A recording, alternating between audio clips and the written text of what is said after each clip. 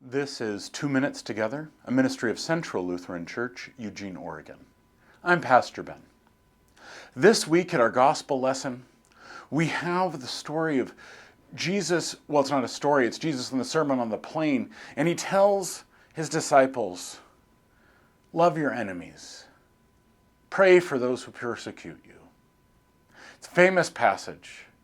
It's something that is an important thing for us to remember in our own lives. But I wonder if we've completely understood the fullness of what it says.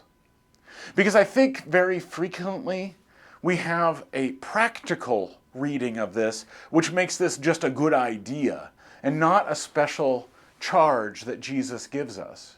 And what I mean by that is many times people say, start praying for those who you're in conflict with. Love those who you don't, who are your enemies and who are opposed to you. And then if you do that, that'll change your mindset. You will become clearer in your own thinking, and then you won't be enemies anymore. You'll be friends. If just everybody did that, we'd all just get along. Well, that might be true, but that's not what Jesus says. Jesus, what he says, love your enemies, he never says, and they're going to stop being your enemy. And when he says pray for those persecuting you, he never says they're going to stop persecuting you.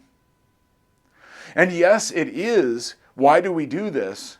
We do it for us.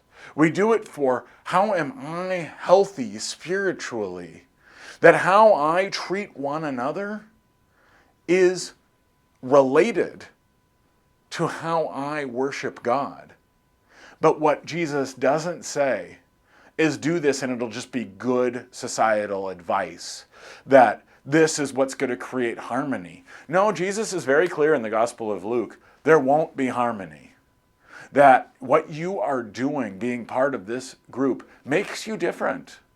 And these people who are opposed to you are going to be opposed to you. Or if they're not, then that's not going to be because of your behavior. That's going to be because of something God has done among them.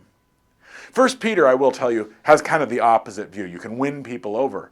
I don't think that's necessarily wrong, but it's not Jesus' point.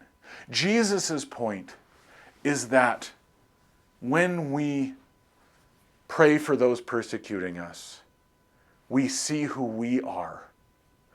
And we can see that, yes, we're being persecuted or we're in conflict or whatever it is, the pain that we express. I'm going to pray for them, and that causes me to reflect who I am before God. And I will not be defined by the situation I'm in. But I'm also not going to ignore it either. Instead, I'm going to recognize that we are all important, beloved children of God, which means I am an important, beloved child of God. And so when I'm loving my enemies, when I'm praying for those who are persecuting me, I'm praying to God, saying, this is who I am. Who are you, God? And God can work in us in ways we don't expect. And it might have societal change, but it's going to have a whole lot of personal growth. This is a different way of thinking about it, and a different way of imagining what is it that Jesus is telling us. There's a lot in this passage. I hope this brought a new understanding, a new idea in addition to what you already had heard. This has been 2 Minutes Together. I'm Pastor Ben.